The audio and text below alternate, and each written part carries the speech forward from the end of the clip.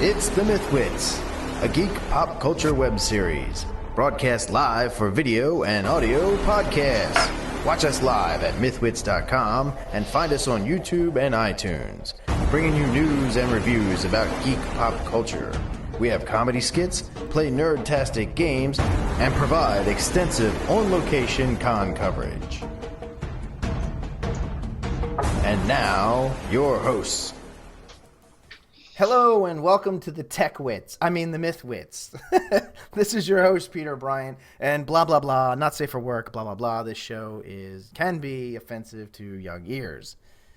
Hey, Pete? Yes. Let me ask you something. Okay. With this show, I want you to tell me what would be safer, okay? Okay.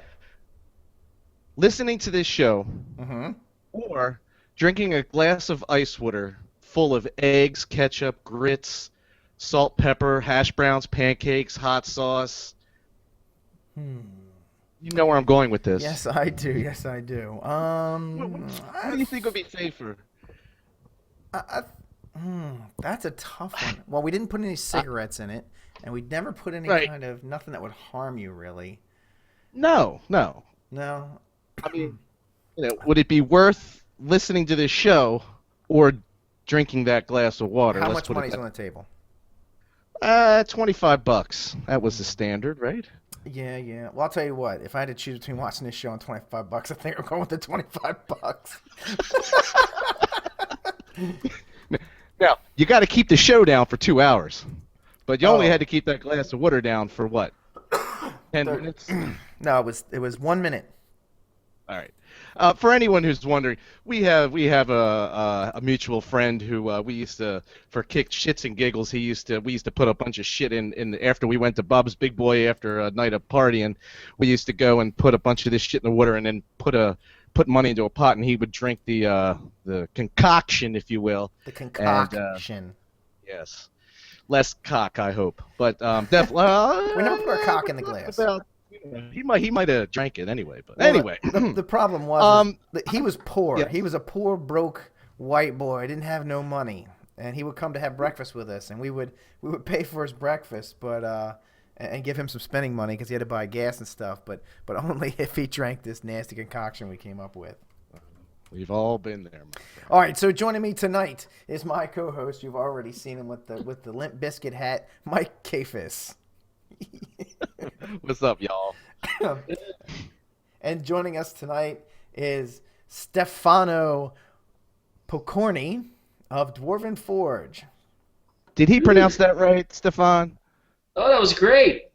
Great. Well, I got practice from the first time I fucked it up. Oh, we missed that. We missed that. Yes, we did. I've heard every kind, so it's you guys did great.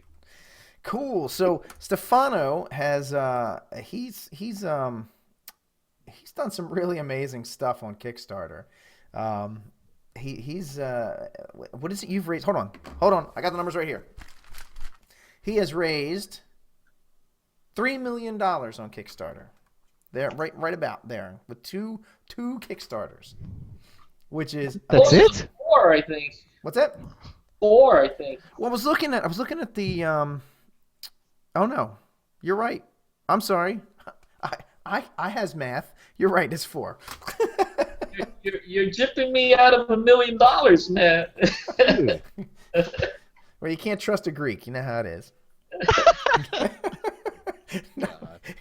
I didn't make that money. It's what the pledges that the backers. Oh yeah, absolutely. And I wanted to get into that.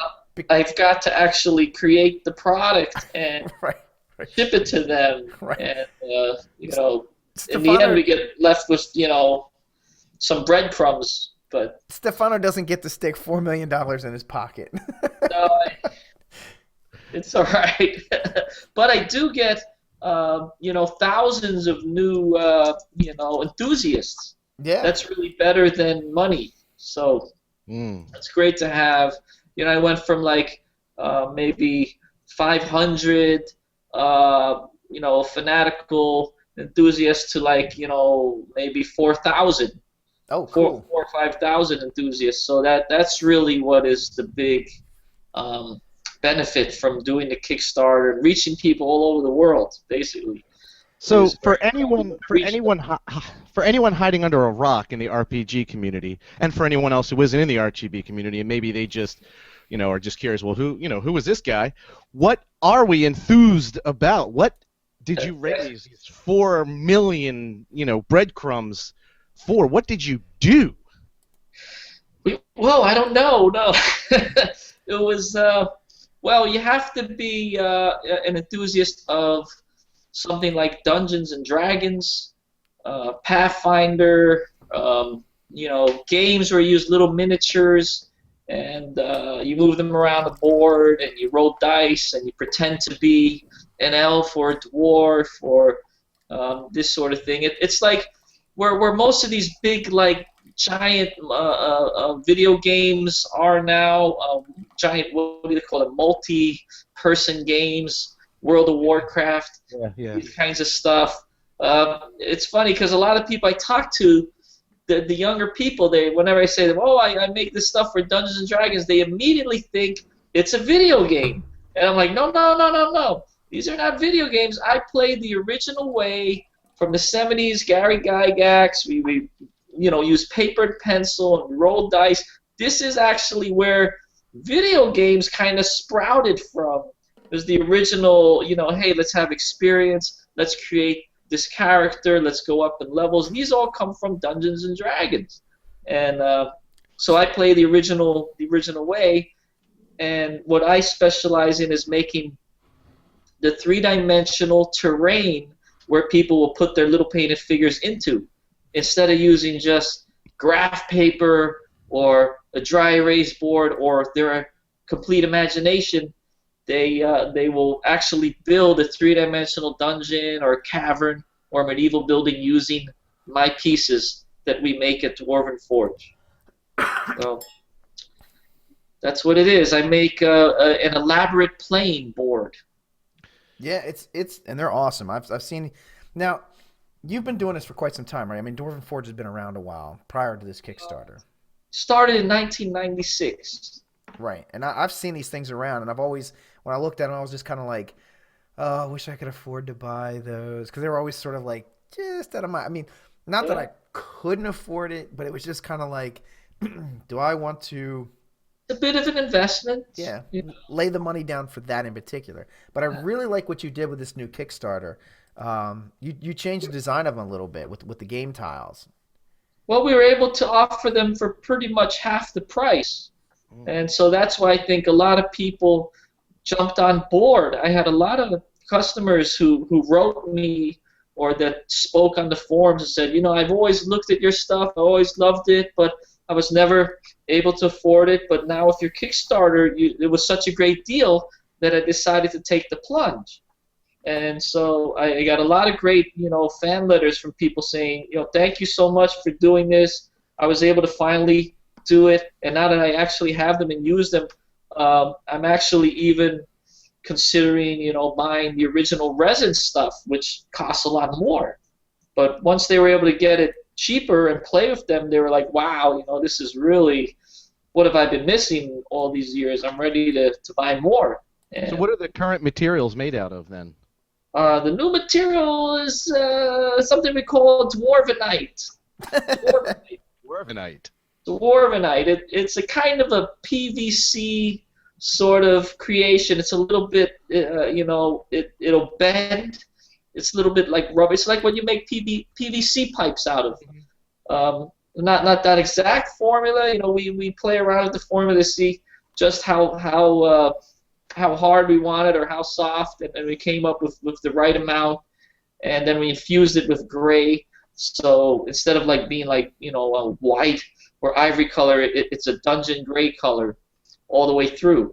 And all the way through is important because let's say you batter these things around for a while, and 20 years from now, it'll be full of dents and cuts. If it was white, painted white, it would be full of white marks.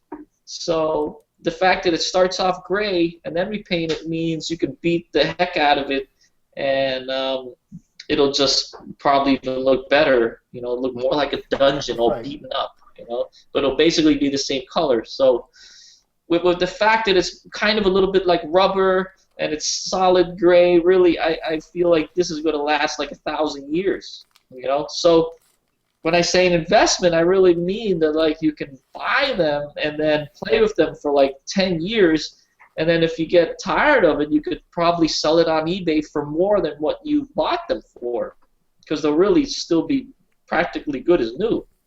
Right. Or Mike, when you die, you can will them to your kids. Yeah. You mean if I die? It's like a stock. It's like a good stock, So Dungeon stock. So but what I was trying to get to though is the fact that these are kind of these are a little more universal in the way you can set them up. It's a little more like Legos in a way from the previous versions. Dungeon Lego. It's like Dungeon Lego basically. Yep.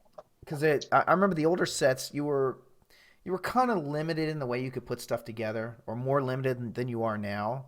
And it seems like now you can just build them any friggin' way you want to. You can, and then if you want to have people going through the dungeon and you want to make it bigger, you could like literally pull pieces off the back and wrap them around on the front and go, and create one of those like long chains or whatever if you wanted to. I mean, the design is the same. The design is the same as the old ones.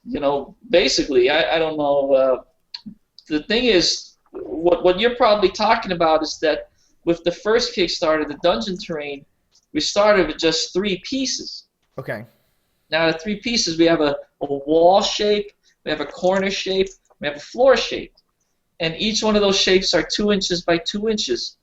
So because of that, you don't run into problems like with, you can like shove them together and play with them, and they're always going to fit within that 2 by 2 footprint. Right. Now, later on, we came out with other shapes. So, but we also, in the resin, we started off with those same exact 3 shapes. So it gets more complex if you want it to, but it doesn't have to.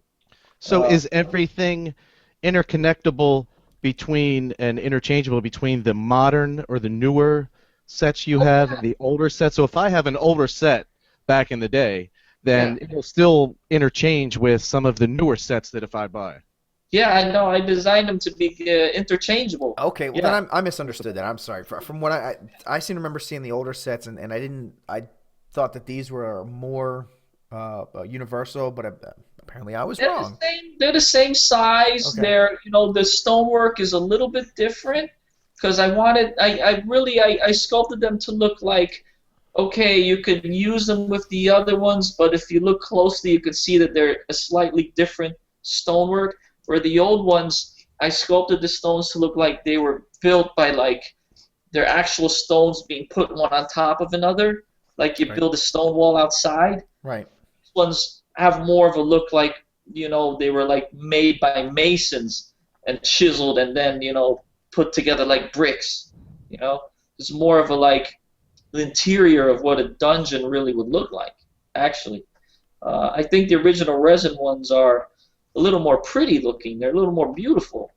But these ones are the good point about these ones is they don't break and they're more utilitarian. I think of it as like the old resin stuff is like a beautiful Ferrari or Rolls Royce that you have, and that this new stuff is like a Ford pickup truck where you can really use it to go to your convention, run games, and then throw them in the bag, and you don't worry about them getting messed up. Right. They're good for day-to-day use. And the other resin stuff is really beautiful stuff that you have to kind of keep in your cabinet at home and be careful with them a little more. Now, Stefan, I have money falling out of my ass. I didn't know if you knew that. But if I want to still commission you to make some resin pieces for me, can you still do that? Depends how much money is coming out of your ass. Listen, you have to count the change, but the same amount of like a monkey. The amount of time I spend is the same. If I do a piece for you, or if I do a piece where I can sell it to 5,000 people, for me it's the same amount of time. So, you figure which one is going to be more beneficial. Right. Hey, So you still have the means to make that, though, don't you? I get ideas from customers all the time. They're always telling me, hey, you should make this piece, you should make that piece. And a lot of the time I listen to them. They have a lot of great ideas. And so I would go on my forum and I'll read all their stuff. When I flew to England to sculpt these pieces, I took was really like a small book. I had 50 pages of suggestions from my customers, and I would read through them in the plane. And so when I started sculpting, I went out to England to sculpt with this guy Bob, who was really an expert at sculpting pieces for metal molds, because you can't have any undercuts. So it's a little different from when you sculpt for resin pieces, where you use rubber molds and it's a little more flexible. There's a lot of give.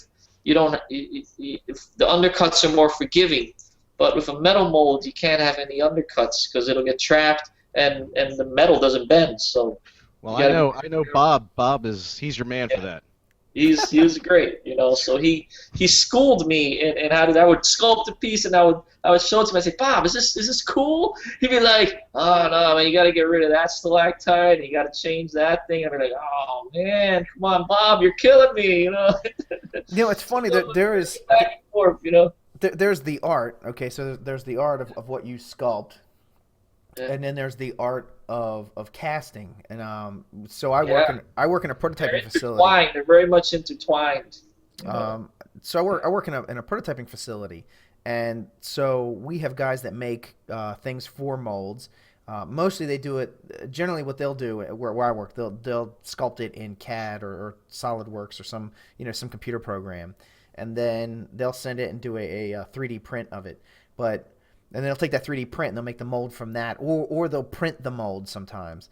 But there's a whole art to it, because I'm watching these guys talk about it, because I can't do it, but I was watching these guys talk about this one that they were working on, and they're like, the guy's like, oh no, you can't have a hole there, that's not going to work. And he's like, oh, it's going to blow out, and you can't have this dimension there, because you're going to have your filler when your filler goes in, and blah blah blah, and all this stuff. I'm just like, holy crap, that's a whole the casting of it itself is a whole art in and of itself. I have an uncle that works in a cheese factory, and he works with mold too. And that's crazy, right? Different kind of mold, yeah. And Mike, your wife works with your underwear, which is another kind of mold altogether. Hey, my God. That's where the money comes out. Oh boy. There's a lot of things that you have to think about from the business side of the whole experience. I'm a gamer and I'm an artist, but once you have a business, you also have to consider business issues so that you don't go bankrupt. Right. If you want to keep playing with your toys and keep living in this kind of way, you have to also make sure that you can sell something and make a profit. Right. Believe it or not. But it's tough, because you have to consider, okay, if I make these pieces that they want, I'm going to have to spend $5,000 for this mold, so I have to sell X amount of pieces. What kind of piece can I sculpt that's going to be appealing to enough people to have this piece made? Right. Which goes back to what you're saying about, hey, can you make me this piece? I'm happy to make a customized piece for you if I know that you're not going to be the only one that's going to want it. Right. If I think, I think 4,000 other people would like to have this piece, then fantastic. That's when he's like, yeah, I'll make this piece for you, but you got to pay me the amount of time for my labor, and then you got to pay for my $5,000 mold. Done. Done. It can get really expensive. Now, so if you do resin, then it's not a $5,000 mold. The mold is essentially free. So then it's really just my time sculpting the piece, and then I can sculpt a piece for you, and then send it to you, or have a rubber mold made, and then you could just cast it yourself. Now, I've never done that for anyone really, but then I would have to consider what is my time worth and Oh yeah. blah blah blah blah. I mean, it probably wouldn't be much worse than a few $1,000s, but it would be a few $1,000s. Right. I just passed a few $1,000s while you were talking. It's all good, man. You're like the goose with the golden eggs. I mean, He's it ain't gold, buddy. It ain't gold. I'll tell you that. Don't let him fool you. There's money coming out of his ass, but there's somebody collecting it already.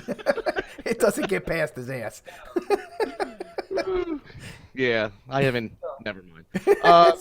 And then of course, once you have this piece, if you start selling it, and if you start cranking out thousands of these pieces and selling it, then now I'm going to want a commission.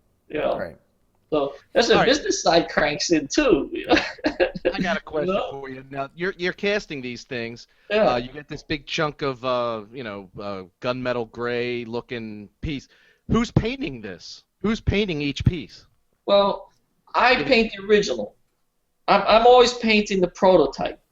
Okay, Right. so that's and I try to paint it in a way that I know they'll be able to copy it, and then I send my prototypes to China, and they'll look at it and be like, "Oh my God, we got to copy this." No, they can copy anything, but it's a matter of how much it's going to cost me, right? So I got to paint a piece a certain way. They'll look at it, then they'll send me back, their version of it, and say, "Hey, does this match yours? Are you happy with this?" Mm-hmm. And I'll either say yes or no, or I'll say, "Oh, improve this," or "I don't like that." Or once I okay it, then they'll tell me, "Okay, we can do this for X amount of dollars if you order 5,000 of these or 50,000 of these. These are what the prices are going to be." And by the way, you have to order enough to fill a 20-foot long container that's going to go on this ocean barge. So, when you're dealing with China, you have to have big orders, because otherwise they don't even want to deal with you. So are these? I mean, does that mean now that you got like a sweatshop full of immigrant Chinese women that are painting? Oh, they're not immigrants; they're still in China. No, they live there. That's their whole Are they in a territory. I mean, are they like arthritically painting this stuff, or is it on some sort of a paint line? Is it on some sort of a paint assembly? I'm not going to lie to you. It's not an easy job. No way. It's not an easy job. But I know what they do because I've been doing it since 1996. We all as hobbyists sit there and we paint miniatures. They do it like all day long. So it's not an easy job, but it's easier than other jobs that they might have to do. So, I'm happy. When I go there, sometimes if you go there in the summer, it's really hot. It's really hot there, and they have big fans, and they blow in the fans. But when you walk around the villages and stuff, I mean, there's nobody out there that has air conditioner. Right. This is what they're used to, the environment they're used to. And it's what they do is they'll go there, they'll work for several months painting, and the people that are new, they'll be like, "Oh, okay, give this to the new people, just paint this thing blue." And so they get the easy job, like, "Okay, I had to paint this 100 pieces today blue." And then someone more advanced will be like, "Okay, you paint the little, hands that are coming out of the shirt." So the better painter paints a little more detail, and then they have like the more senior painters, and they will be like, "Okay, you have to paint the eyeballs." So they're like, I only do eyes. Eyes. That's what I do. Eyes. You know what that's from, right? His name's Lynx. No, that's from Blade Runner, yeah. that's Blade Runner, man. Eyes. But, there are times in past years where I would go and drive to factories, and there would be lines of people like desperate to get into the factories to work. They wanted to work and they needed to work. Right. Now, not so much as it used to be in the early '90s. Now it's getting harder and harder to get. Everybody wants to put items together, right? Hey, yeah, they're all going to the Apple factory, and they're like, "Hey, forget Dwarven Forge, man. We're gonna go work for Apple." So let me ask you this, Stefan. So you started this in the '90s. How did you go from not doing this to like doing this? You had this great idea. You said, "Hey, I'm going to carve out these pieces, and I'm going to have them mass produced and stuff." I mean, how do you make that step? Because I mean, like for example, I can't imagine. Like I wouldn't even know how to even begin to get started of saying, "Oh, well, I'll just go to China and have them make these things for me." You know, I mean, like how did you break that barrier, that knowledge barrier? That's a bit of a barrier, yes. Well, first of all, I guess being a New Yorker, you know, we're all a little bit of a little bit of hustler. There's a little bit of a hustler in me, right?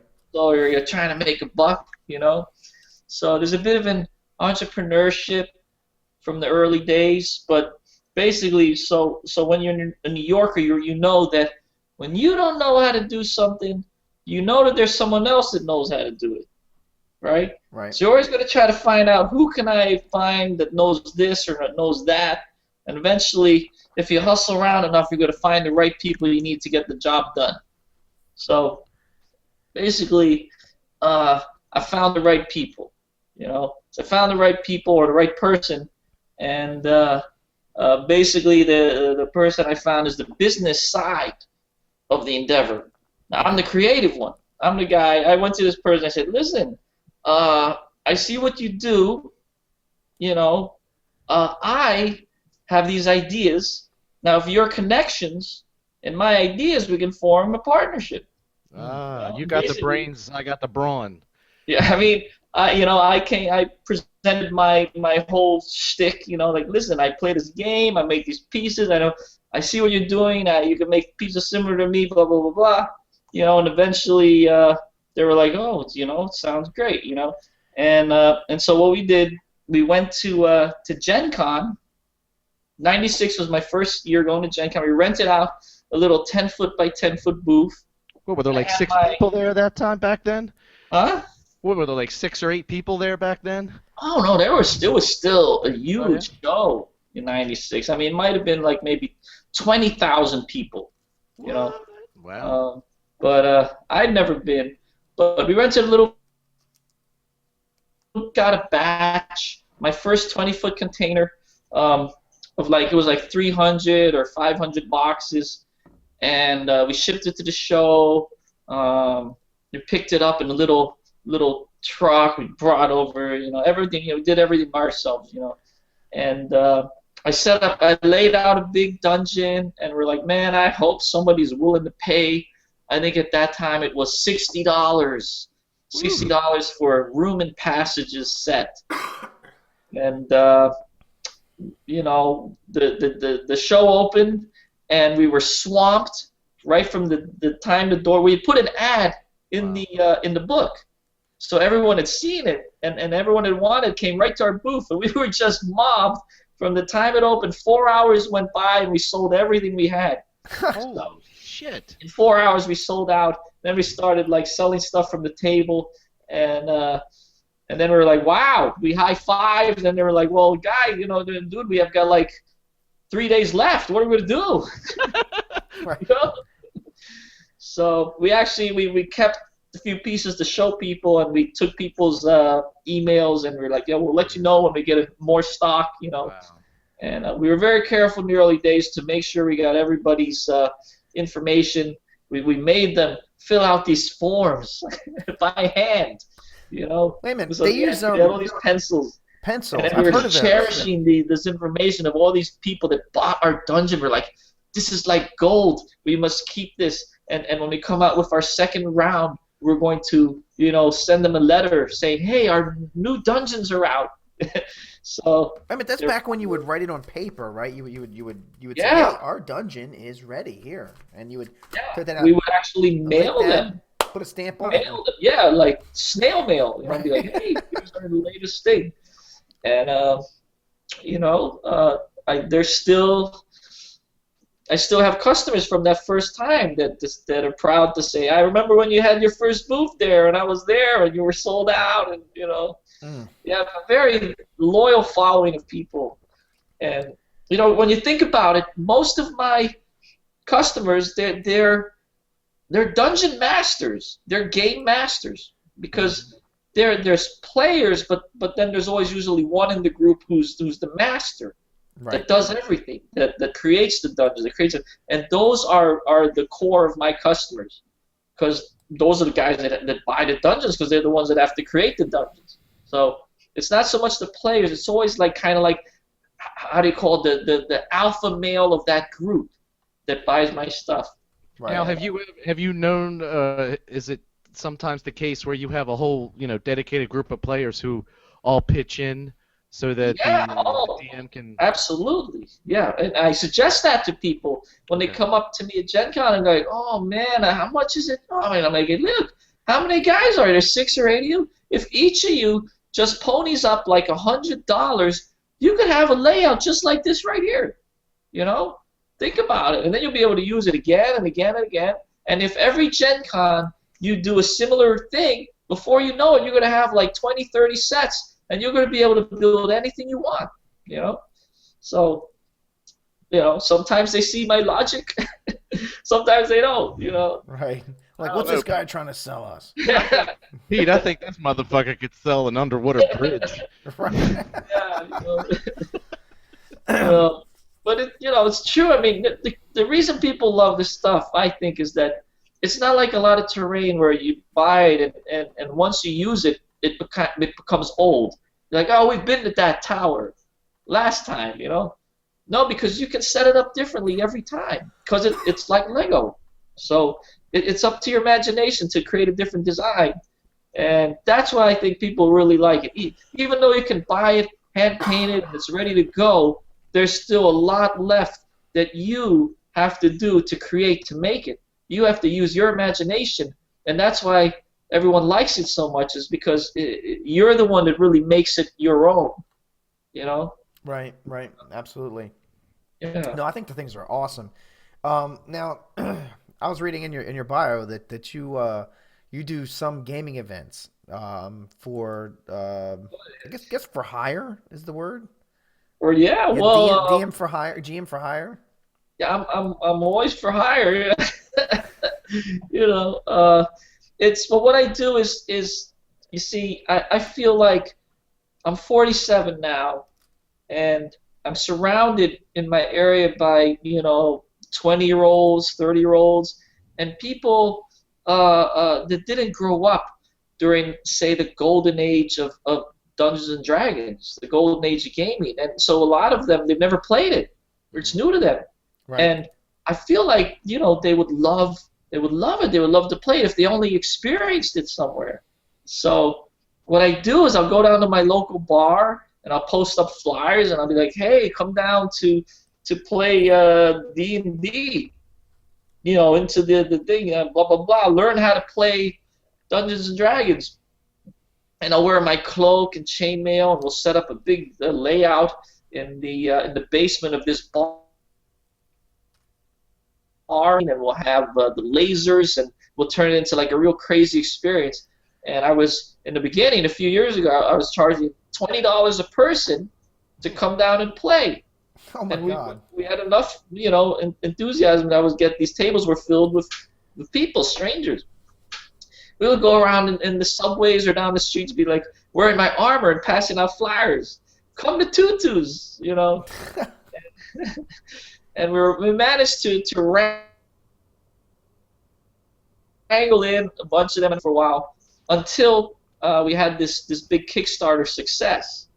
And then I got so busy that I had to kind of slow down on that aspect. And but what I do now is during the Kickstarter, there's something we call the patron games, where a group can sign up for. I think this year it was for 3. I will run a game for your group in New York in my studio. So you have like kind of a little studio tour of Dwarven Forge.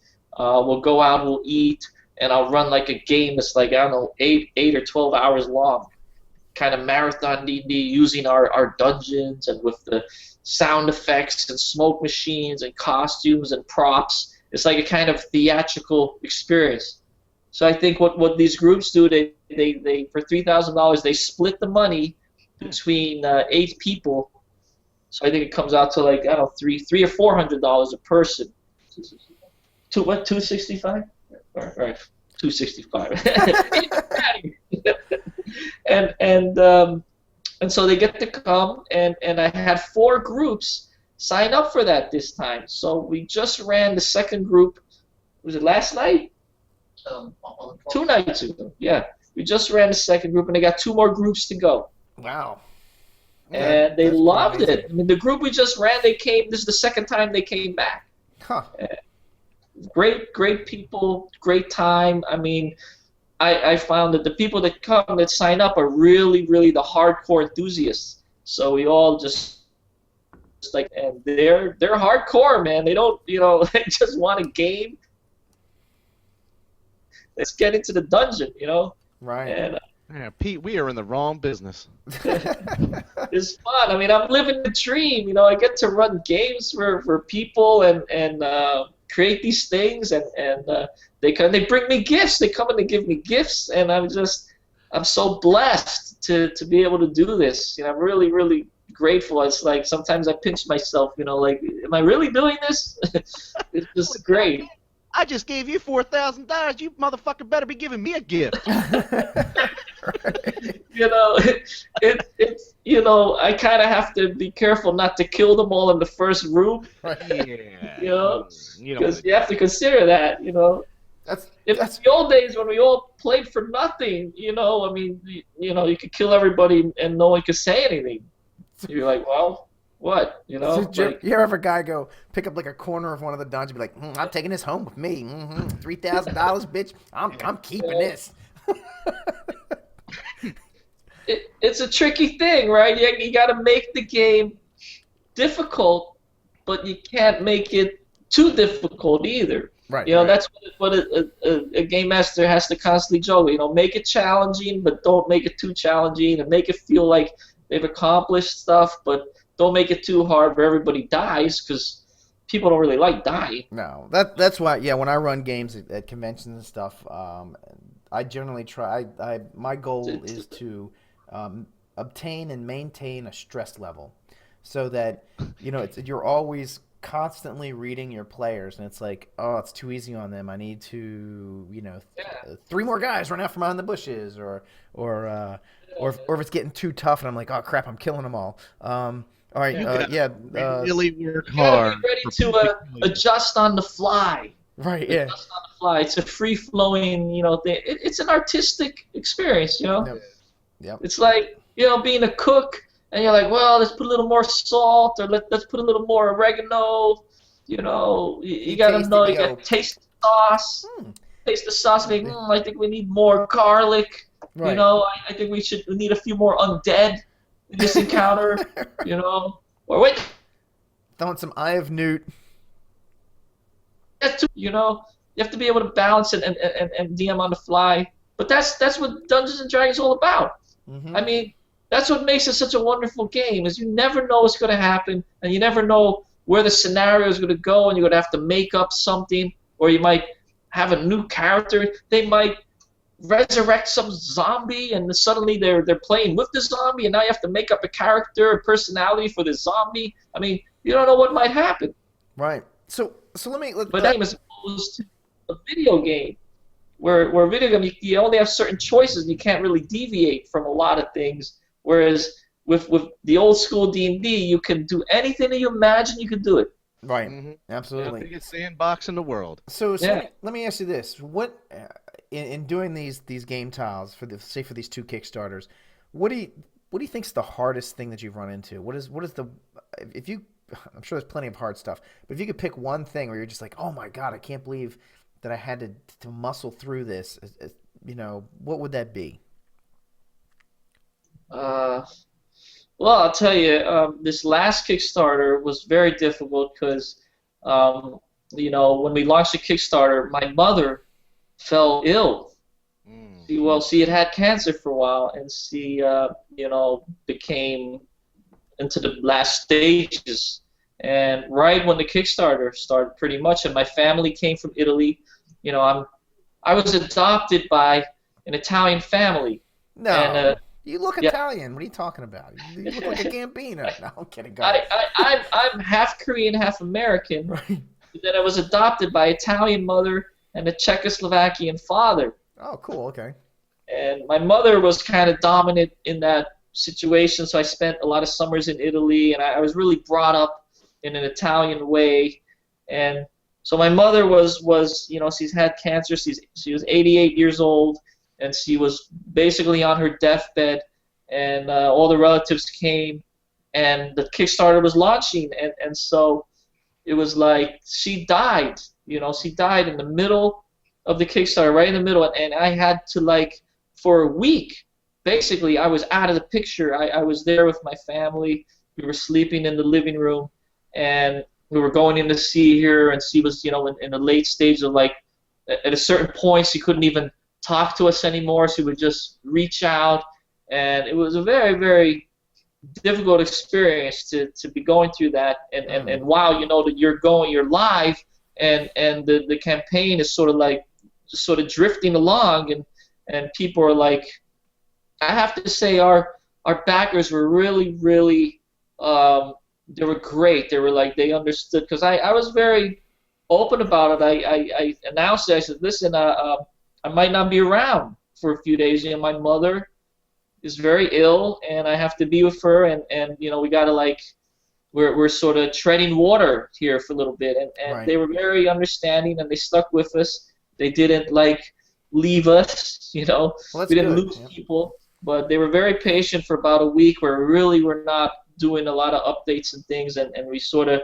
fell behind a little, but we pulled through, and I think we had a very strong surge at the end. We did better than the first one, and that was probably one of the most painful times for me in my life, and one of the most emotional times. And then, having my mother, I was happy that she was able to see the launch.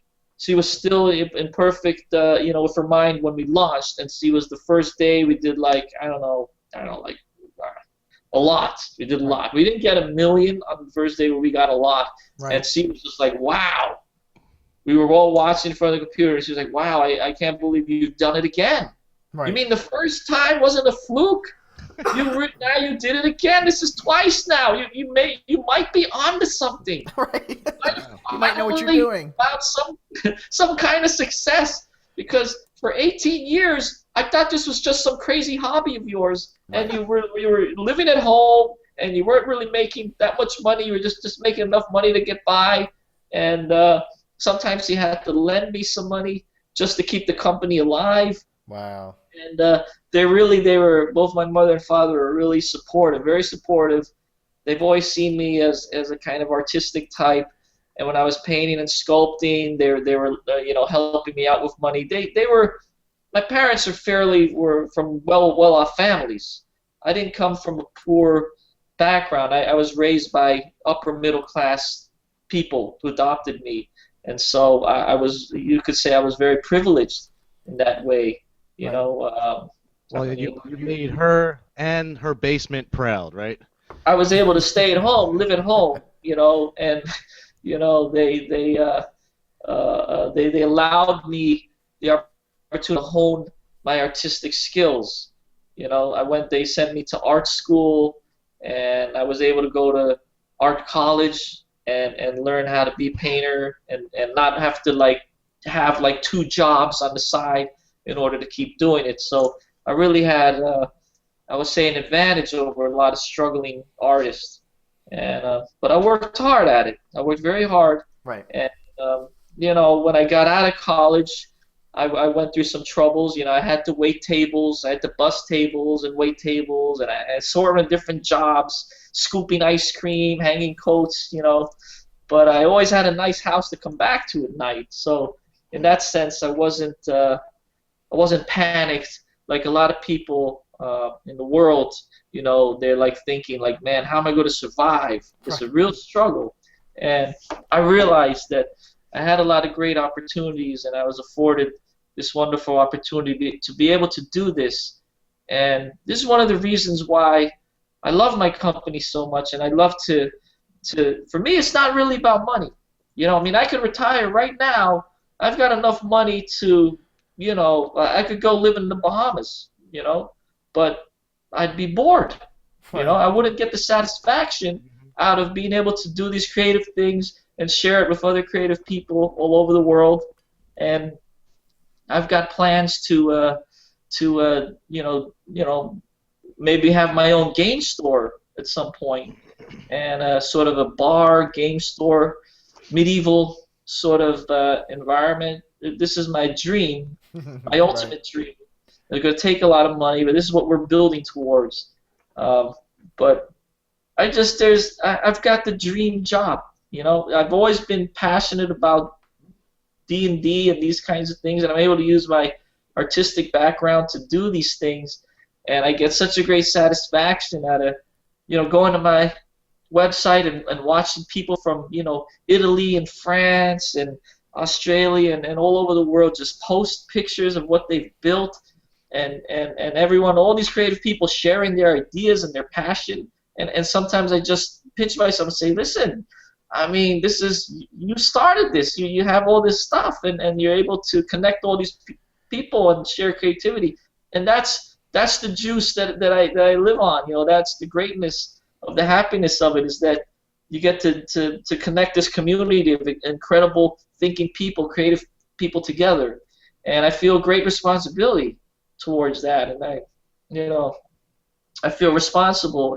and that's why I want to make sure this community keeps going and they keep doing it. Yep. So what's next? I mean, so I know you got to finish up your second Kickstarter, obviously. I mean, I'm sure that's not been completely We've got about 60% of the people have now been shipped to, and I think we're going to wrap it up in another 10 days. Everyone will have gotten their stuff, or at least everything will have been shipped out of our warehouse in the next 10 days. Yep. And then there's it's going to Canada and Alaska and Mexico and Japan. I mean, all kinds of places. Well, I think the Japanese, they already got theirs, but there's the logistics are just mind blowing, And unfortunately, I don't handle logistics. My partner is an expert at that.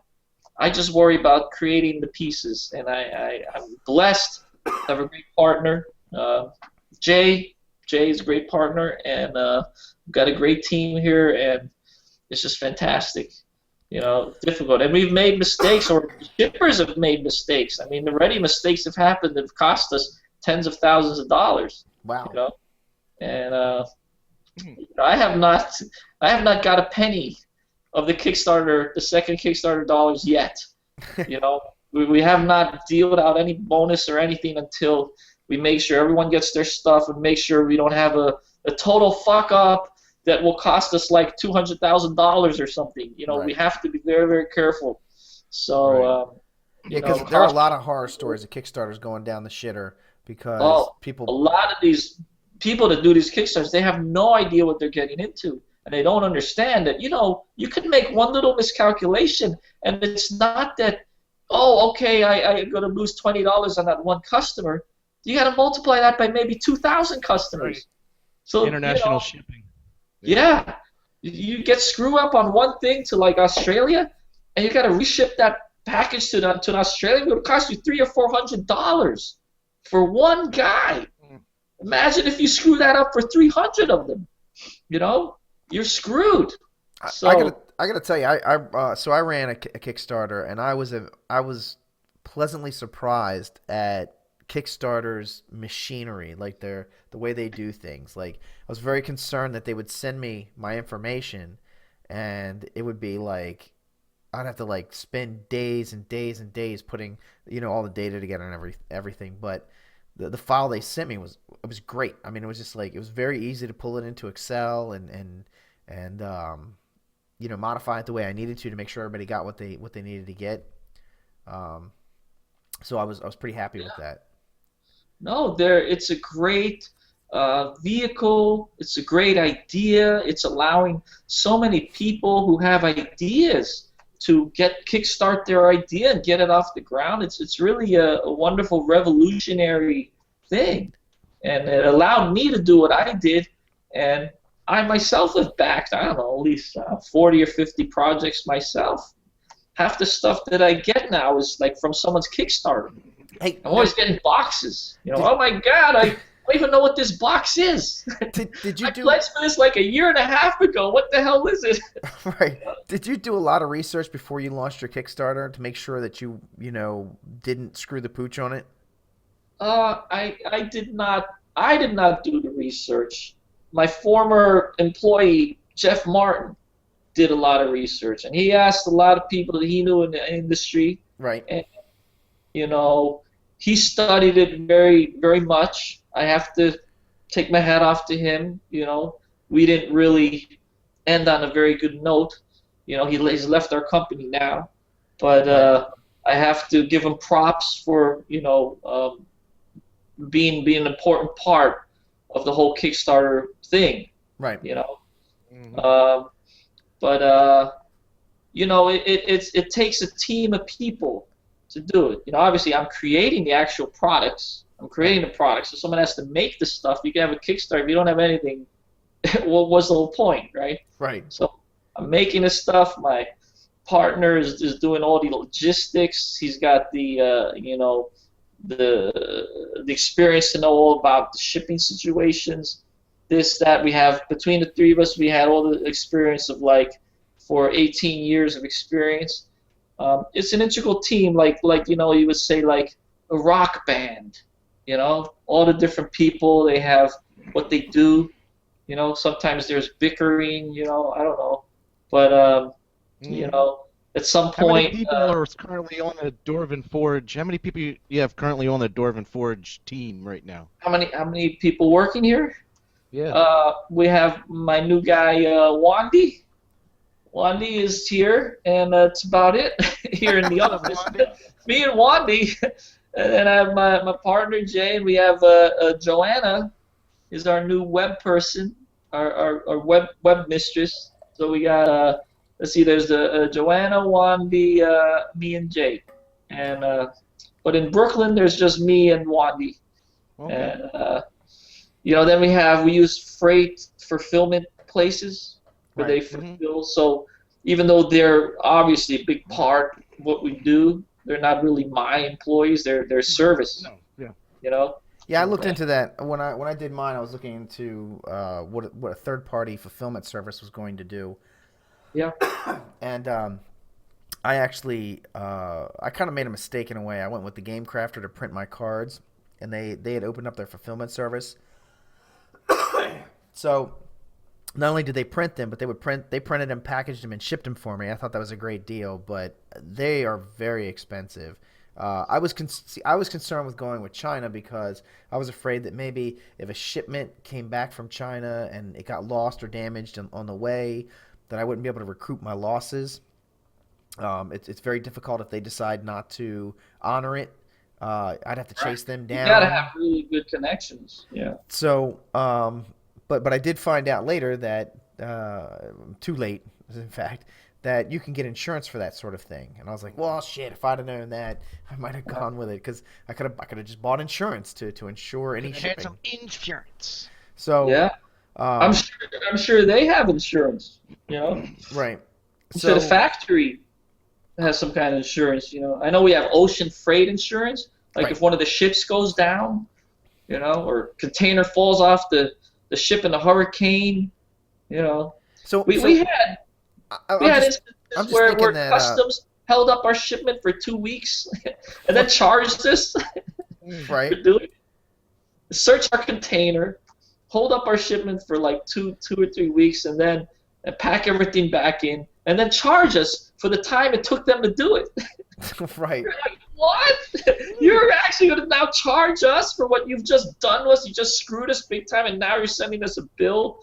And you're like, well, yeah, this is, a service that you're lucky you're an American and that you can do this kind of thing. This is, service. Yeah, I mean, the whole customs, the government, U.S. government was like, hey, this is what it is, It'd be a shame if something were to happen to this container here, so we are providing you this service. Yeah, this is, what do they call it? Like extortion? The name, but it's extortion. It's called extortion. Exactly. So Stefano, we got a guy in the chat. I have a question. Well, hold on. Let's go to our chat room real quick. Yeah. You can't argue with the government, you're like customs. You can't argue with customs, So we It's have somebody. it's a privilege. We have It's a somebody. privilege they give you.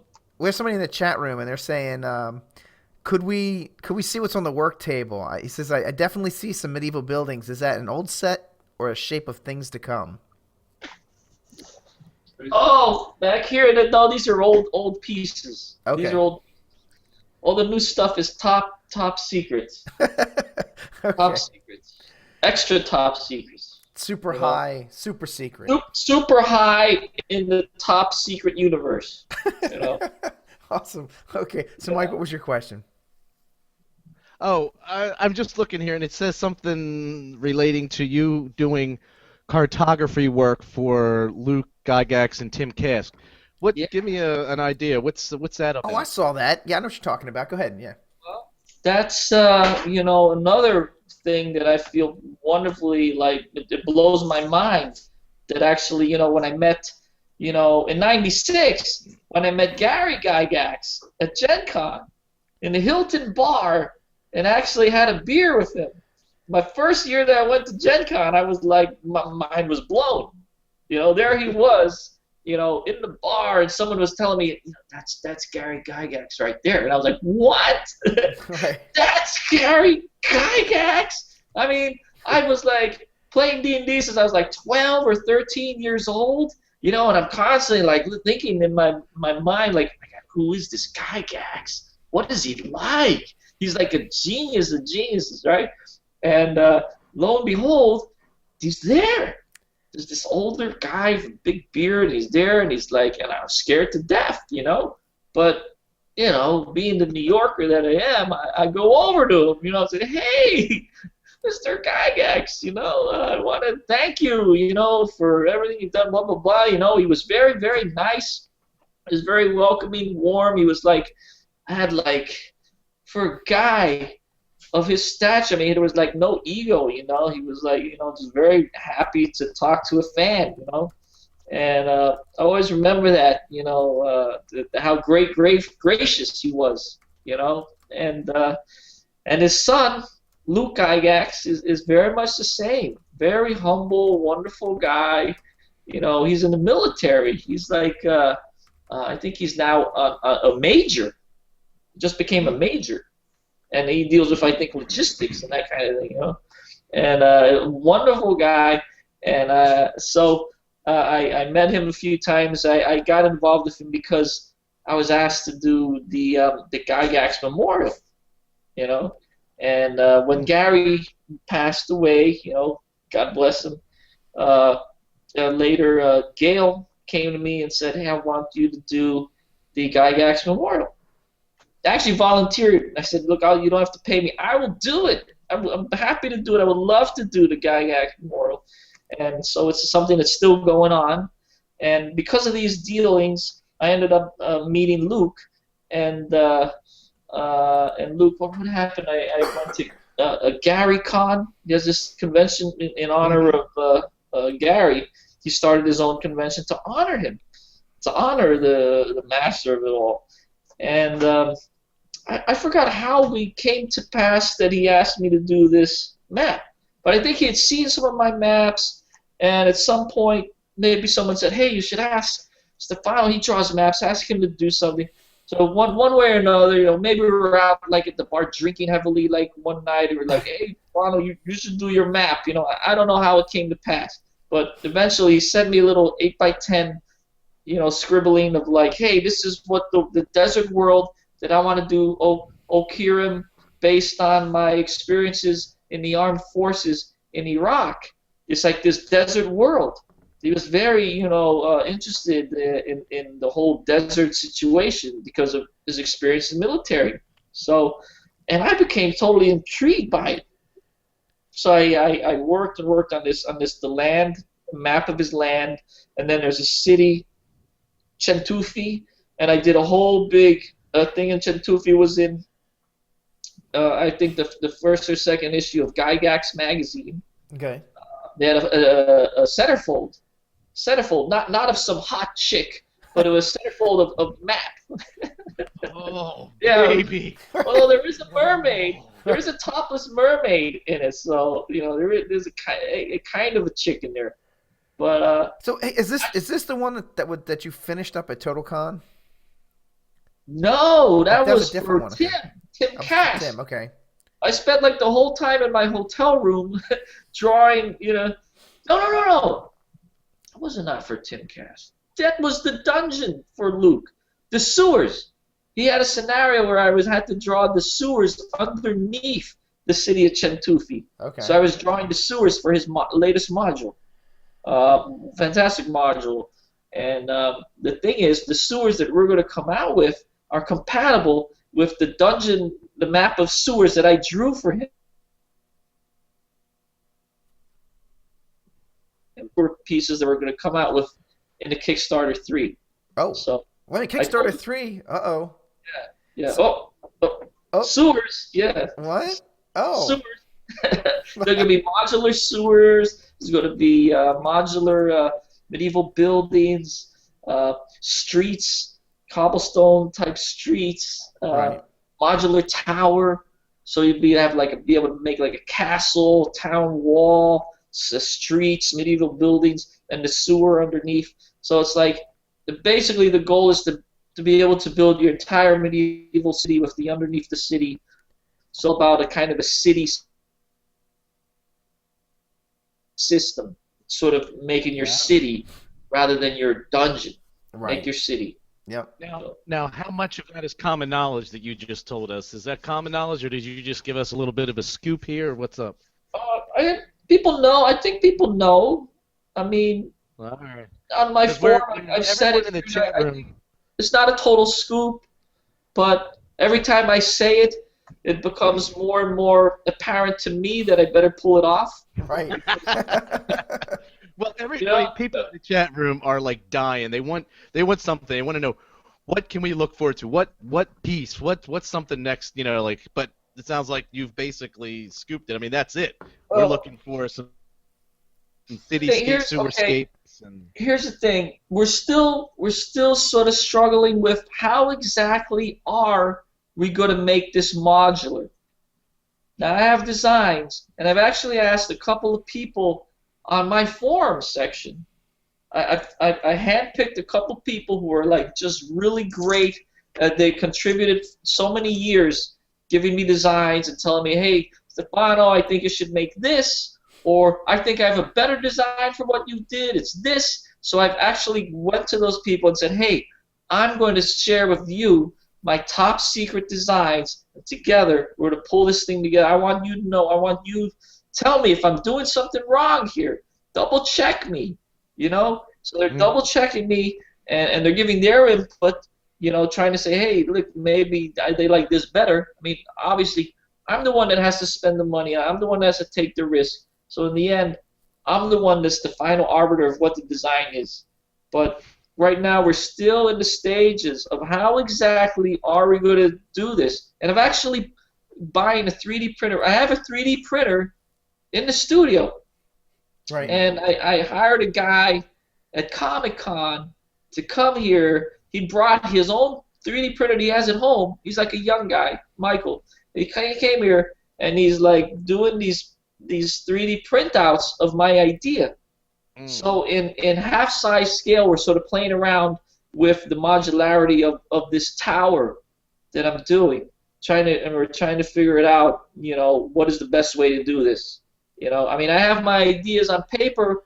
On paper, I pretty much think I figured it all out, but I want to make sure we build this thing first before we make $2 million worth of it. I think I better make a model. Right, yeah, wow. Exactly. So it sounds like Dwarven Forge is not running away with the money. It sounds like you guys are really putting it to good use and reinvesting it, and going to come out with some really awesome shit. Yeah, it's not a gold mine, believe me. There's somebody else asked constantly. The point is not to lose money. Right. If we can break even, if we can make a little money. The past 2 years, I've made a little bit of money. Yeah, I made a little bit of money finally. But nothing like, I mean, but I think like half the people in Manhattan make more than me. Right. But You know, it's for the love and the passion of it. That's what it's about, and the creativity. You know, so I'm working with these people, and I'm struggling. I'm doing designs, and we're right in the thick of it right now, but it's all top secret. You know, I wish I could show you guys. Maybe I could come on the show later. Yeah, absolutely. You know? I mean, when I figure this out, I could give you a little demo, show you. Hell yeah. Yep, You know? absolutely. Hey, say, Dude, so, if you... I was going to say. I was going to say... Go ahead, Pete. Go ahead. What? You're the man. we talked to you about this before. We would be, when you're ready, if you contact me, we'd be willing to come up and do like a live thing with you. Where are you guys located? I mean, So we're in Baltimore. New York's not that. I mean, it's not that big a deal. I could go there. You could come here. I mean, you know, we could figure something out. You know, Yeah. Oh, no, well, you already invited us up, so we're still going to take you up on it. come out here. We'll Sure, be up come there. out here. I Yeah. love, dude, I man. fucking love New York. Shit. What could go wrong? We go bar hopping. You know. Yeah, man. Oh, I'm yeah. fucking dude. All right, Very so cool. Where I am, it's like, imagine like New York when back in the 70s when it was Soho and the Limelight and CBGBs. I mean, we live in a neighborhood that's really hopping. You know, it's full of just artists and musicians, and it's a really wild, a hotbed of like creativity. No, You know, dude. graffiti artists and openings. You know, I mean, all kinds of crazy stuff is going on here. You Oh yeah, know? we're coming to you. You're not coming down here. Yeah. Definitely. So, here was one question that came in, and I think and maybe this is a suggestion or an idea. But first, I'm going to ask, what is KS3? First That's of all, Kickstarter 3. That's his third one. Oh, Kickstarter 3. Kickstarter 3. So somebody was asking, like, would you consider maybe like as a stretch goal or as one of the levels you could do like postcard sketches of the pieces? That was somebody's thought. So somebody liked that, and What I does that kind of like mean? that too. So. They will have already have been made. I mean, That's true. Of the sketches. oh, you mean like the original sketches? You mean Yeah, like maybe as a reward, like? Right. Oh, I see. Yeah. Maybe it's like you were saying it's like as postcards.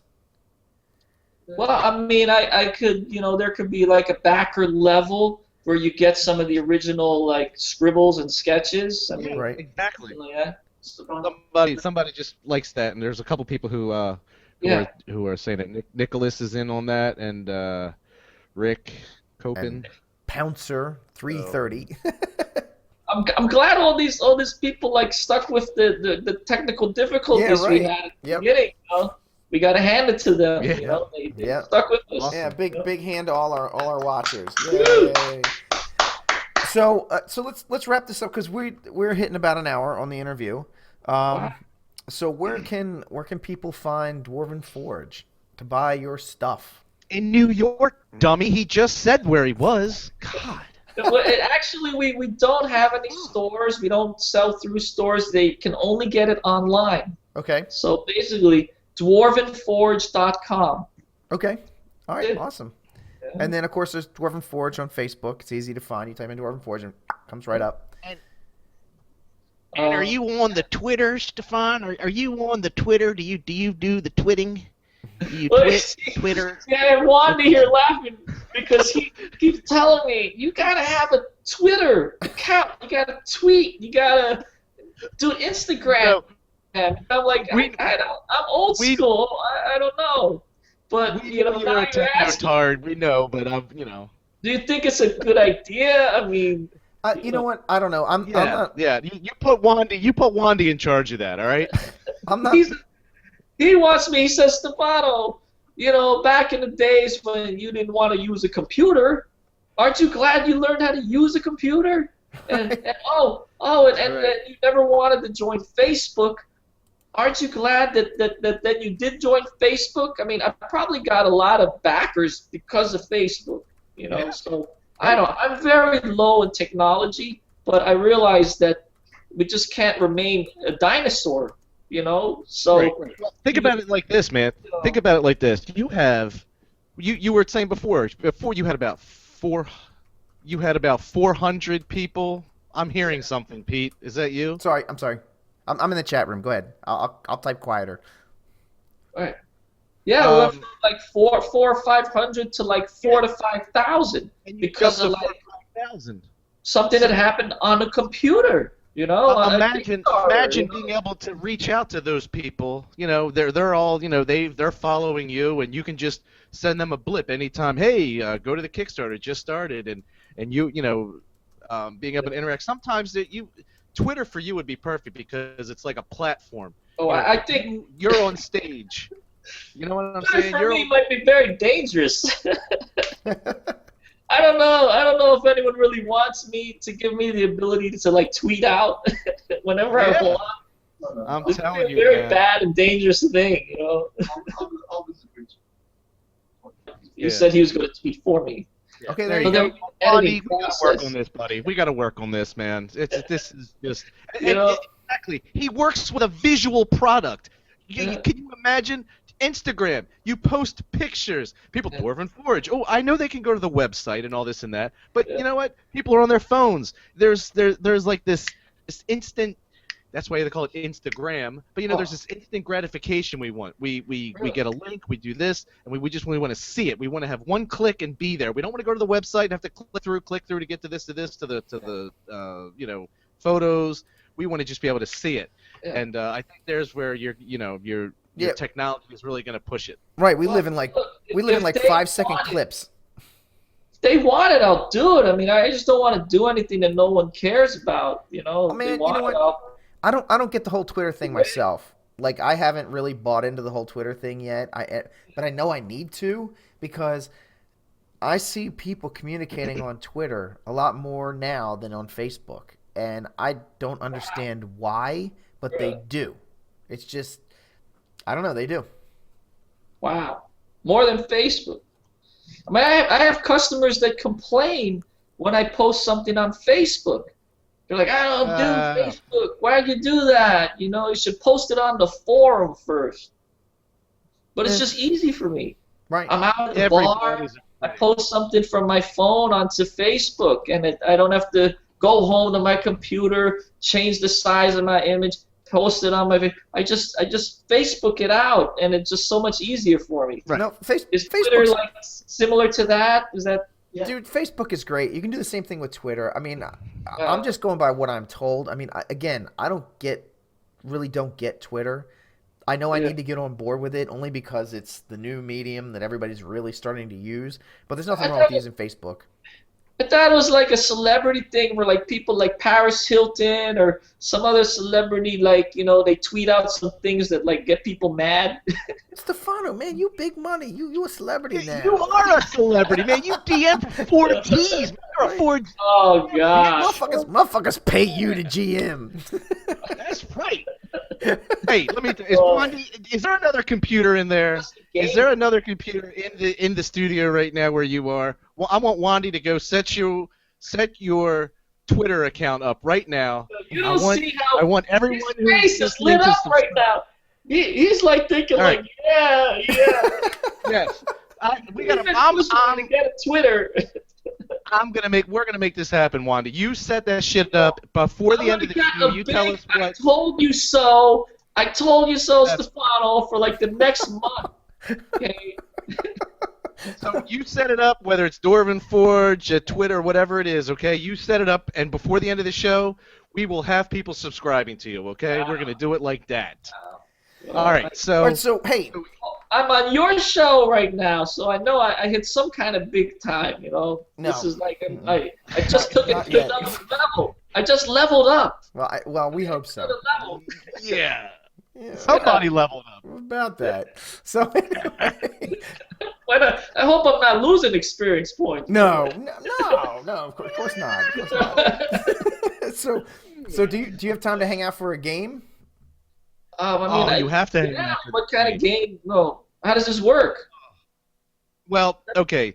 We normally have 2 other panelists with us, and we usually play a game that we call MythWits with the MythWits. And we can't do that because it would only be you and Pete. So there's no matching of answers. So I developed, Pete told me this at like 7 o'clock or 8 o'clock. It was like 8 o'clock. He was like, oh, the other 2 aren't going to be two on. hosts. And I'm like, shit.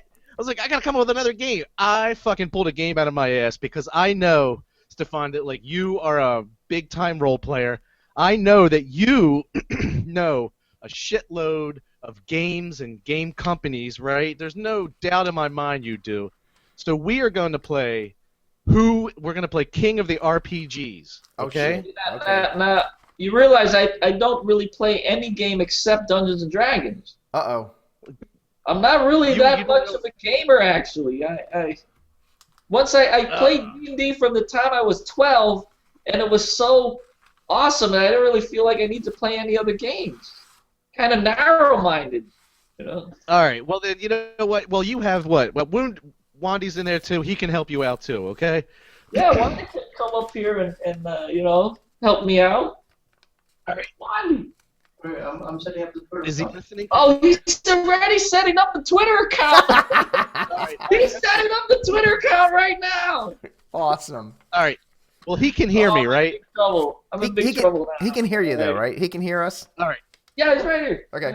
All right. So here's the way the game is going to work, okay? Basically, you each have 25 hit points, and Oh, I'm sorry. and each answer that you get right, you will do 1d6 of damage to each other.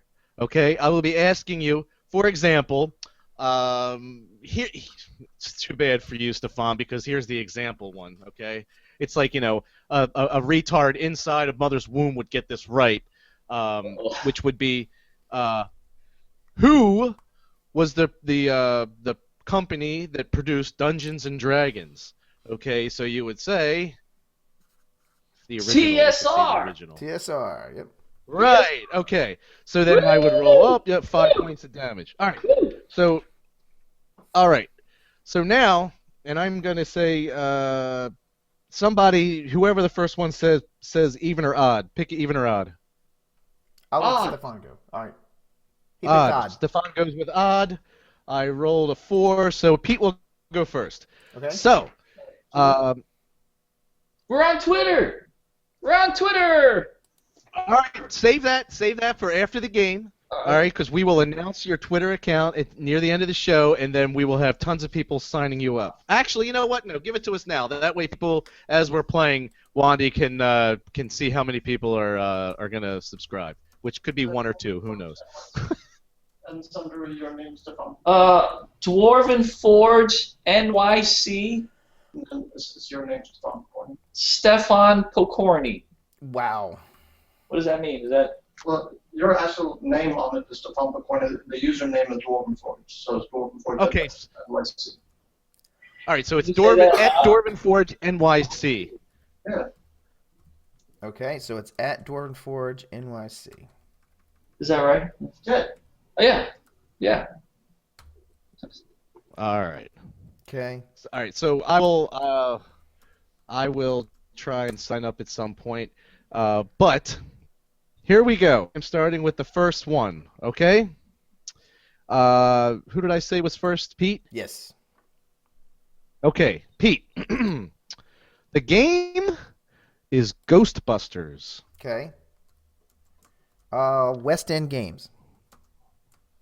Ooh, very good. Oh my God. You are correct, sir. He's like a professional. I've got no Yeah. chance. This is... Stefan, he did 3 points of damage. Ow! So, all right, Stefan, here is one for you. It is the game is called Exalted. Never even heard of that. Well, What is Wandy, Exalted. Exalted. You know this game? What game system is it? That's what he's asking. What that's game? it. Right. Who does what game or what game system / publisher? Oh,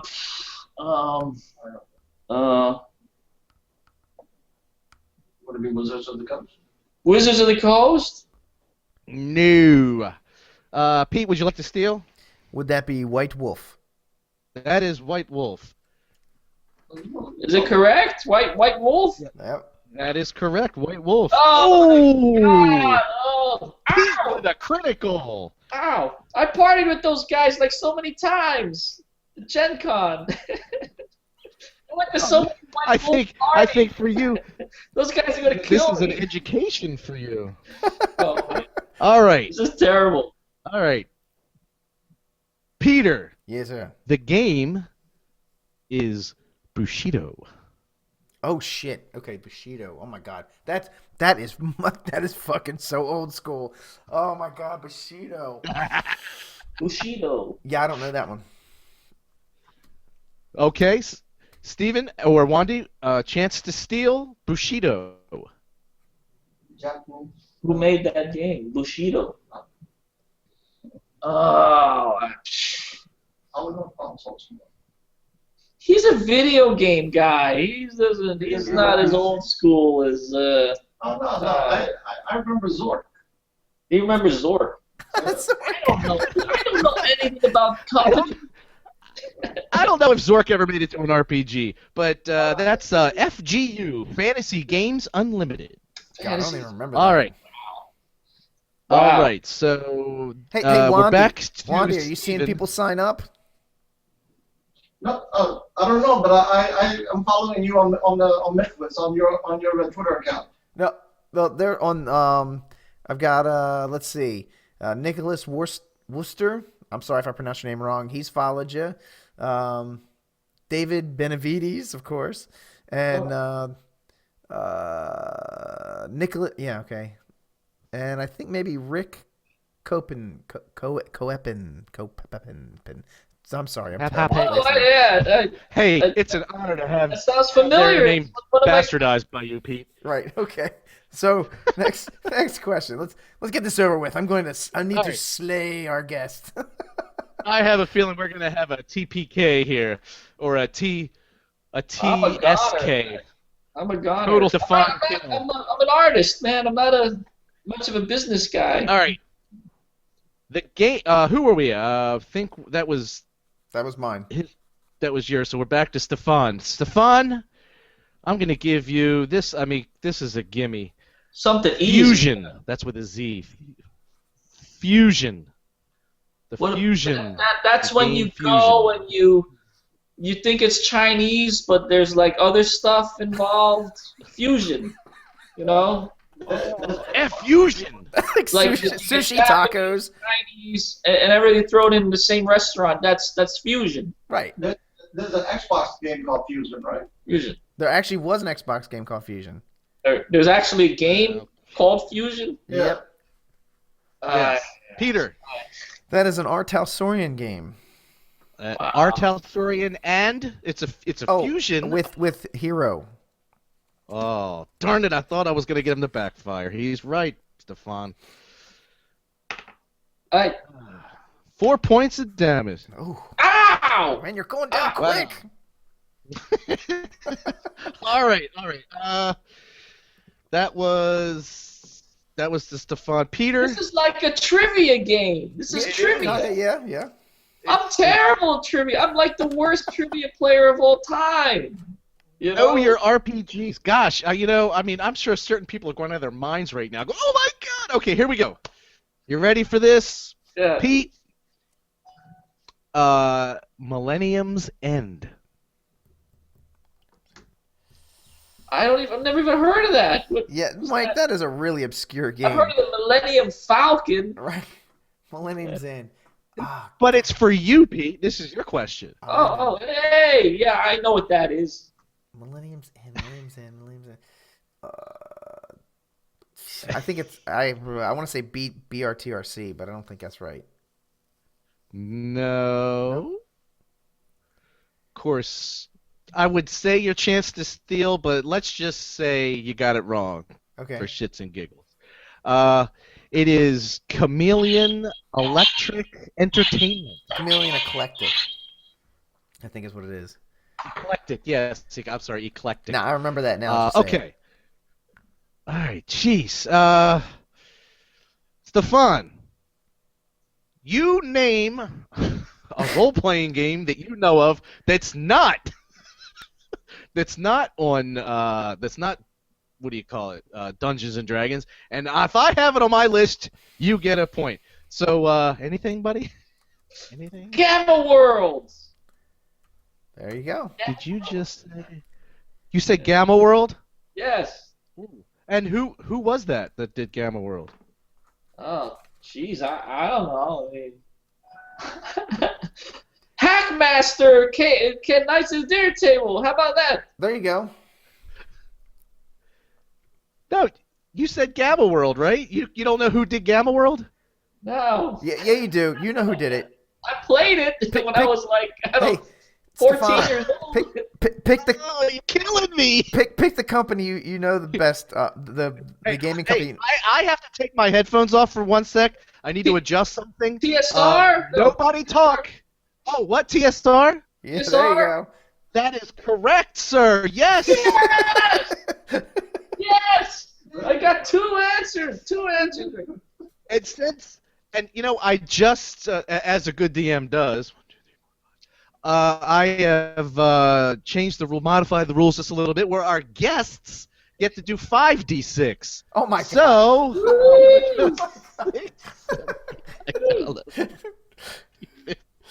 I think you're handy. oh wow! You just knocked Pete down to 10. Oh, I think you're handicapping. No, not at all, buddy. How do you get a Vorpal sword? That's right. But Pete, this is a double damage question. Okay. So if you get both questions right, you will be able to do double damage on this one. So, Okay. Pete, the game is Powers and Perils. Oh my god. Oh, that is so old and obscure. Holy shit. Was that Avalon Hill? Oh, yes! Direct hit! And if you can tell me where Avalon Hill's headquarters is, double damage. Well, it's not there anymore. But where it was in Baltimore, Maryland there. It used to be right down near Harford Road. Double damage! He's All right. good. Now, actually, I'll give you the choice. Do you want to do 2d6, or do you just want to do 1d6 and double it? No, 1d6 and double it. All right. Oh, that's 8 points, buddy. Stefano, you're going down, That man. brings. Uh-oh. That's Stefan just got knocked down to 4, but Oh, his sword is oh. still strong. I'm Well, I've staggering. never seen his sword, but you know. All right. Let's Well, you see. utilize my healing potion. Stefan, you know what? It's going to be a shorter game, so you know there's going to be any healing potions. Sorry, Yeah, this buddy. game's going to be over in about 2 minutes. Yes. Just get this 7. one right. Stefan. I've 7. got some Keeltum's ointment here. Some Keeltum's ointment. He pulled it out of his bag of holding. It's in my bag of holding. You don't see it? No. I'm going to stick something in my 7. portable hole. All right. What do you got for me? What 7th C. Oh, man. 7th C's? 7th C, as in I've 1 seen C. that around. I've seen that around somewhere. Yeah. You saw that. 7th C. No clue. What do you say? Avalon Hill, he said? Nope. That would be the Aldrich Entertainment Company. Aldrich. All right. These are all like such big, popular games and That's right. giant companies. I'm embarrassed that I don't know any of it. All right. But anyone Peter. that knows me knows that they would realize that that's totally me because I never remember anything or anybody. So, And if they didn't know, they know now. I don't even remember you guys, right? You don't remember us from TotalCon? Well, Sorry, guys, but tomorrow. you were pretty drunk. Hey, All right, are you going to TotalCon this year? Total. Oh, that's the one in Yes. up in like Massachusetts. Yep. Attleboro. It's Mansfield. Mansfield, yeah. I'm not sure. You should totally go. Yeah, you got to go. It's going to be good this Total year. conf- We're really amping it up. Total Confusion Con. Is Yep. that what it was? Yes. Yep. It was like they had a big swimming pool. Yeah, that's it. That's the one. And there's you're in the hotel, but it's like there's trees and it's like. Yep. Yes. Oh yeah, those guys were great. You know, I went up there with Lulu. We had such a great time. You know. We were those guys. Oh, that was you. That was us. That was us. I was drinking. We're the dudes. Yeah. You know. All right. You drank a little bit. You should go. You should definitely A go. little bit. You drank just a little bit. When I drink a lot. He was walking around with a keg under his arm, like his little like party keg. A mini keg. I got a little Viking in me, you know. What you needed some straps, huh? All right, Peter. Yes. We gotta just twist the knife. All right, here we go. The game is Nightlife. Oh shit, dude, that's goddamn. That is old and obscure. Like old and obscure. I don't remember who did that. I don't remember that one. Alderac. Nah. All right. Okay. Back to you. Chance to Steal. I mean, this is another gimme. I don't know. You may or may not know this. Actually, I couldn't give him that one, so I got to give you this one. All right, Stefan. Fudge. The game is Fudge. That's a game? Is it a card game? What is it? It's a role-playing game. You know what's funny is I don't remember. I don't know who did that either. Oh God! And it's huge. This is a good game I came up with. I've never heard of anything like that. I don't know, man. All right, come on. I'm not a gamer. I'm not. I'm a sculptor. You know. Let's call it a draw, Mike. A draw. Oh man. You don't have to go easy on me. I mean, I'm. You know. All right, well, let's fire it out then. Let's finish it up. Yeah. Okay. All right. Peter. Yes. The game is Stormbringer. Chaosium. Oh yes.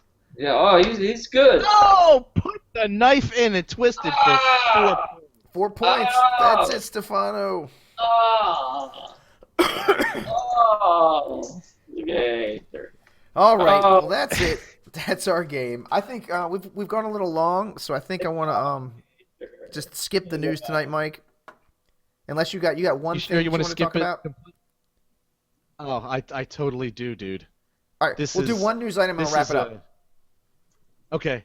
This is crazy, you guys. All right. And this is more of a nasty pop culture-y thing. This isn't like, hey, this is what's going on in the news of geekdom, okay?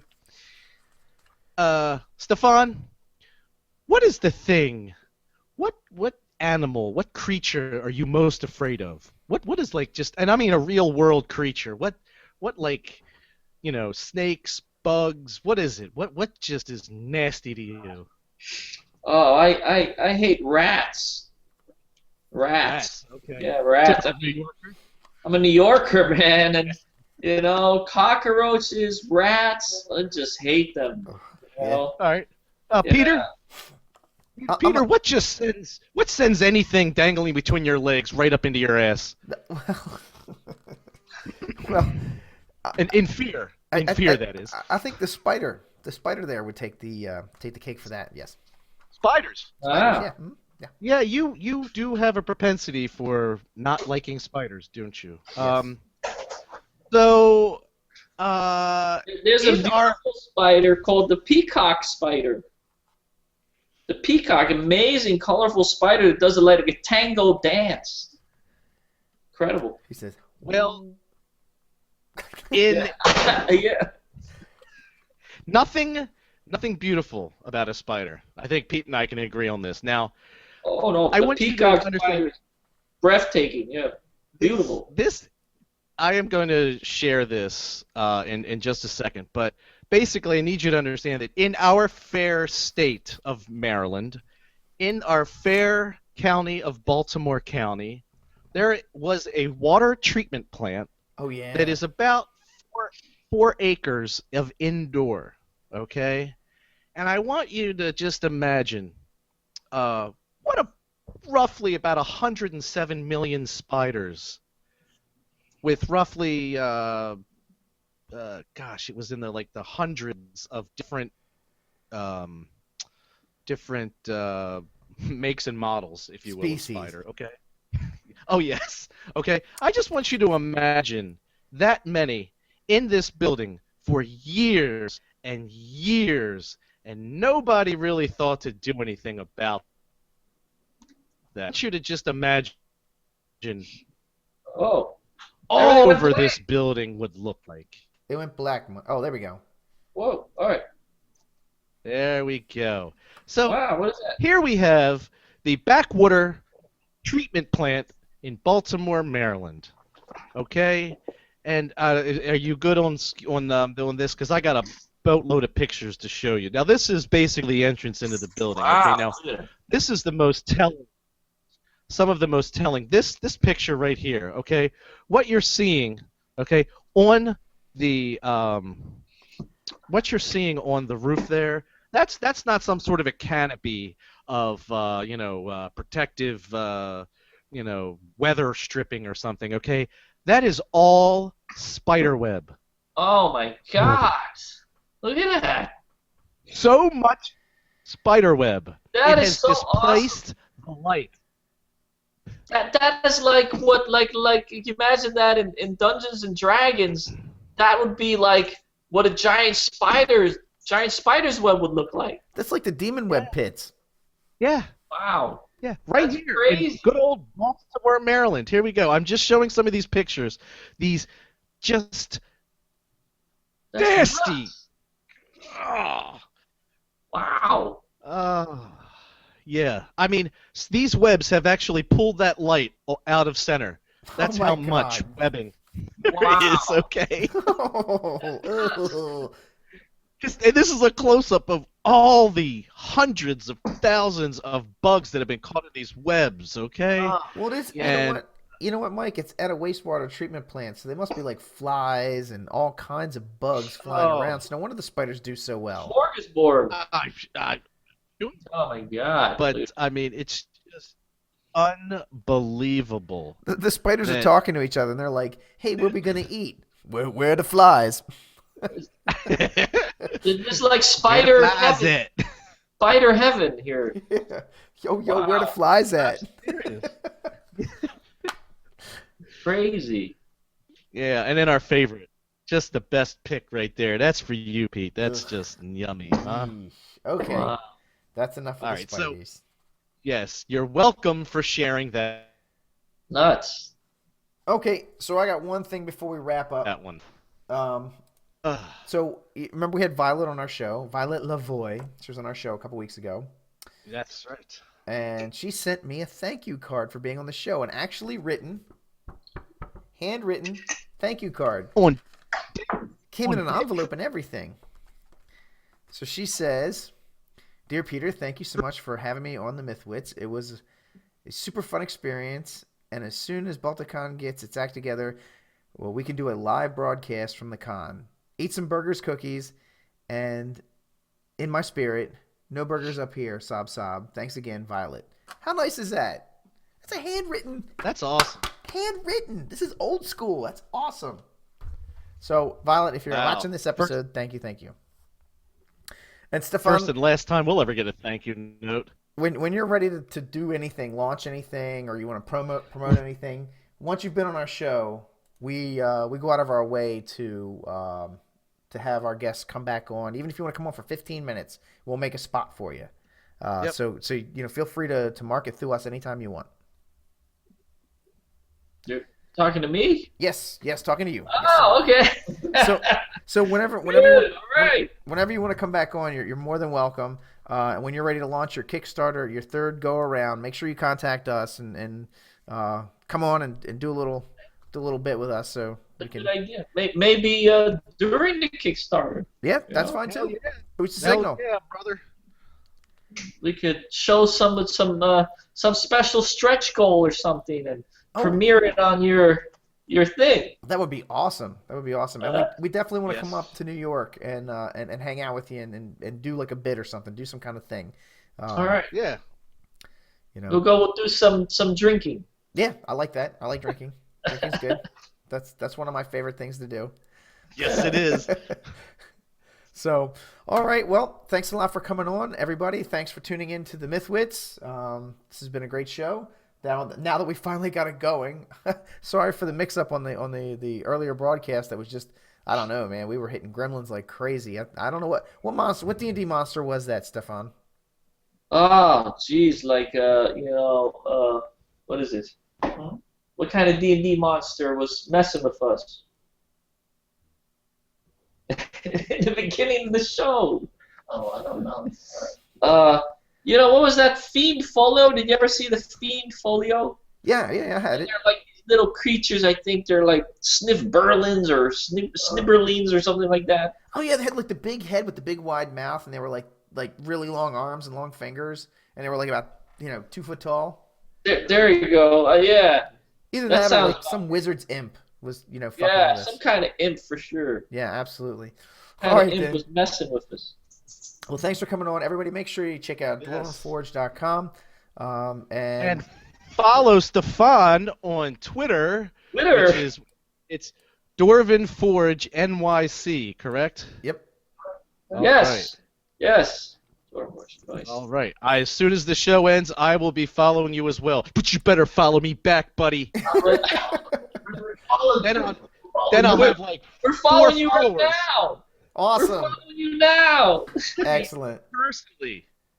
Me Yeah. personally. Okay. All right. Yeah. All right, guys. Well, thanks a lot. I'm going to run the closer.